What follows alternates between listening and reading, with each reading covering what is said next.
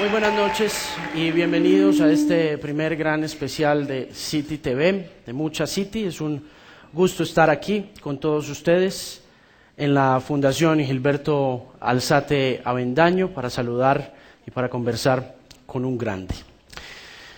Durante las pasadas 2 décadas, Gustavo Cerati ha encarnado en América Latina a la perfecta estrella de rock.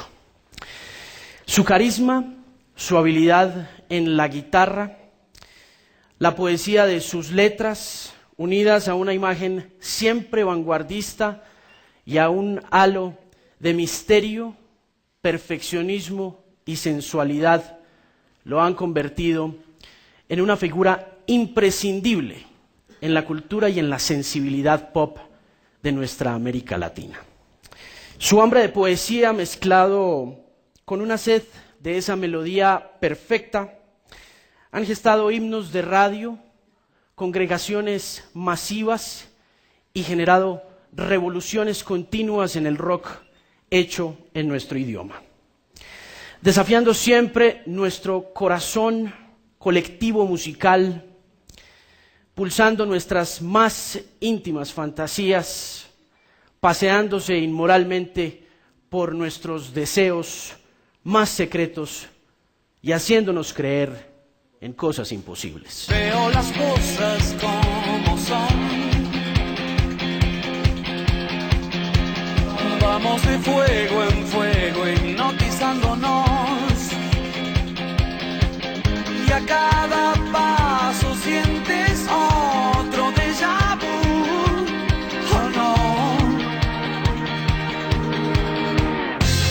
Similitudes que soñás, lugares que no existen y vuelves a pasar. Errores ópticos del tiempo y de la luz, ¿o no? Tanto pediste detener ese momento de placer antes de que sea tarde. Vuelve la misma sensación, esta canción ya se escribió. Fuerza natural es el propósito o el pretexto de esta visita, pero la verdad es que conversaremos mucho más de su trayectoria como solista. Nuevamente, damas y caballeros, denle un fuerte aplauso a Gustavo Cerati.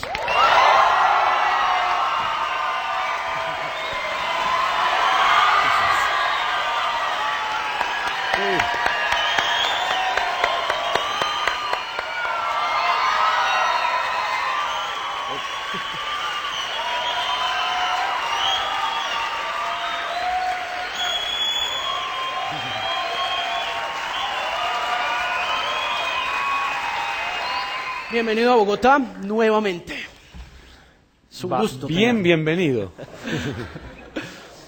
Vamos a arrancar hablando de arte, ¿le parece? Si hablamos un poco de la portada de Fuerza Natural, que es lo que primero le llama a uno la atención cuando tiene el disco en sus manos, y lo primero que uno piensa es que es una portada soberbia, ¿no?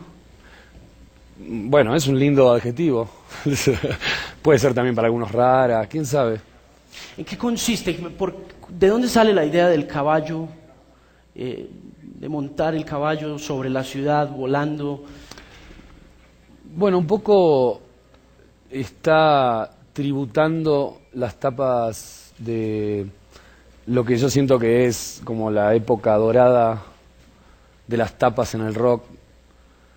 Había una compañía inglesa que se llamaba Hipgnosis. Ajá. Y hacía las tapas de Pink Floyd, y bueno, hubo un montón de...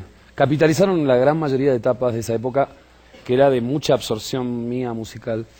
Así que está inspirada en esa idea, como una situación normal, realista, pero con algo que sale totalmente fuera de lo lógico. Así que ese jinete está cabalgando encima de lo artificial de una ciudad, ¿no? Como... Pero la verdad que yo llego a las tapas, obviamente no la diseñé yo, pero sí todo el output de mi música y de lo que yo quería decir está ahí. ¿Quién hace el diseño? Es una gente que se llama Rock Instrument Bureau de Buenos Aires. Eso, ellos, bueno, escucharon el disco, todas las cosas que tenía para decir al respecto y fueron un montón de propuestas y esta ganó. ¿Cuáles son sus tapas favoritas? Ahora que lo menciona, sus carátulas favoritas de esa época. Mencionó usted a Pink Floyd, pero ¿hay algo más que quiera contarnos?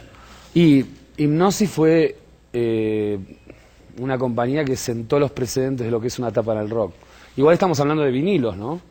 Porque también este disco sale en vinilo, entonces esta tapa fue creada como para vinilo. Después se reduce al tamaño del CD. Al hacerlo... Atom Her Mother de Pink Floyd, una vaca. La vaca. Podría haber sido argentina esa tapa también. Hay otra gran portada para los que nos creamos en la década del 90, éramos adolescentes en esa década, y es la portada de un fenomenal disco suyo que se llama Amor Amarillo.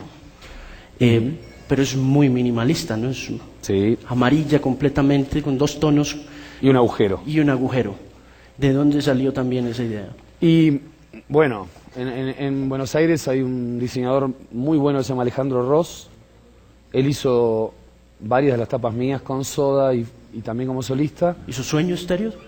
Sueño Ross. Estéreo, Amor Amarillo, Bocanada y un montón de tapas más. Si revisan un poco en el rock argentino, él la verdad que hizo, creo que es uno de los que más tapas hizo. Y para mí es un genio él.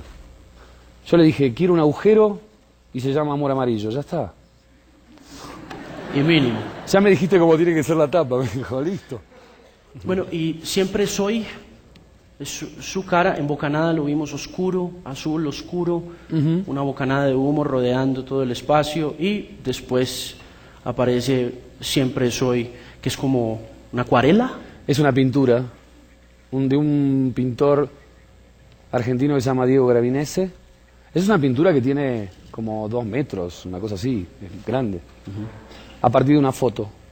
La de Bocanada, en realidad, la primera idea es que yo estaba totalmente maquillado de negro, como un negro, digamos. ¿Y qué pasó con Quería ese- ser negro, se veía muy mal. Sí. ¿De dónde viene como ese espíritu dilanesco? Uno oye un poco armónicas y ese tipo de cosas. Es un poco la música que estaba escuchando. No precisamente Dylan, aunque sí Traveling Wilburys, que me parece... Tom Petty. Claro, y están Dylan. todos los muchachos juntos. ¿Quiénes son los Wilburys? Son... Jeff Lynne, Ajá. Tom Petty, Bob Dylan y George Harrison. No sé, yo me compré la compilación de ellos y me emocioné mucho, ¿no? De gente tan grosa juntándose por el placer de hacer música. Porque fue una cosa media extraña como lo hicieron. En realidad era un single de lado B de George Harrison que terminó siendo un par de discos. Perdón, me olvidé de Roy Orbison. Quizás la voz del rock. Y bueno, esas cosas. El disco de Plant con Alison Krauss. Racing Sand. Mis hijos fueron a Texas con su madre y me trajeron un montón de discos de música country que de alguna forma ambientaron mis últimos domingos. También hay digamos, tampoco es que sea un disco country ni es la intención. Sí la del viaje. Sí que se transforma en una especie de vehículo para que, no sé, el oyente, el que disfrute ese disco, se transporte, ¿no? No me interesaba que se convirtiera en algo tan realista, sino más en un viaje fantástico. Y en ese aspecto la carretera funciona muy bien. Yo creo que es un disco que está bueno para poner en el auto. Si nos queremos ir para la playa, ¿por qué no, no? Santa Marta. ¿Algún otro lugar?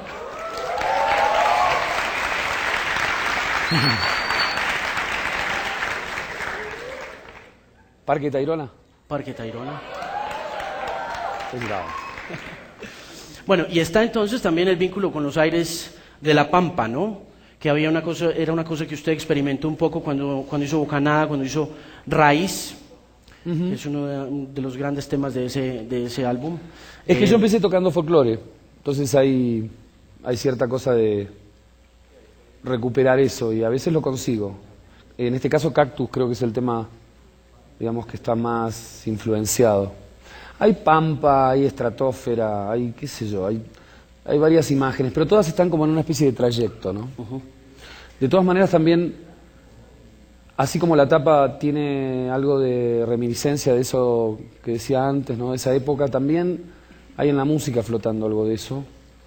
Quizás fue mi época de mayor absorción musical, entonces es una forma de retribuir y además pensar que, no sé si esto es un trip o un recuerdo de un trip, pero la psicodelia también se me aparece en la composición de este disco, sobre todo desde el lugar más infantil. Es ahí donde aparecen, no sé, hay temas como el numeral, el que cierra el disco, está medio escondido, ¿no? Convoy. Es como cuentitos, un poco absurdos. Veo las cosas como son. Yo no puedo hablar mal de los 80, qué sé yo, porque es absurdo, ¿no? Cosas como son. En una entrevista con Patrick Ambrose de The Morning News hace unos años, durante su fenomenal presentación en Central Park, usted afirmaba que las canciones de protesta no eran atractivas para mí desde la perspectiva musical, pero que hubo músicos como Silvio Rodríguez y Joan Manuel Serrat que tuvieron un impacto en mí, pero yo necesitaba más, necesitaba ruido, porque estaba viviendo en la era del punk. Ahí hay dos cosas, ¿no?, que sería bueno explorar. La primera, el impacto de Silvio y de Serrat en su manera de componer o de hacer música. No sé cuándo dije eso. Me imaginé que El iba a decir problema eso. de las...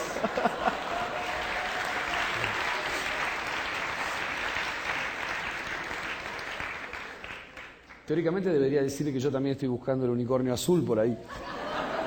No, a ver, yo creo que a veces me da un poco de gracia la gente que piensa que lo revolucionario pasa solo por las letras. A mí me parece que si musicalmente no sos un poco revolucionario, no intentás algo, te quedás a medio camino.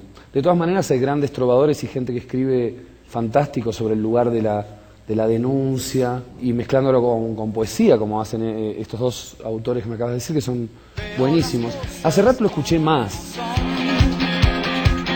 como a Roberto Carlos, dos cosas muy diferentes, pero escuchaba eso cuando era chico, mi madre escuchaba eso, así que hasta que apareció Jimi Hendrix y chao. Y chao, se acabó Roberto Carlos.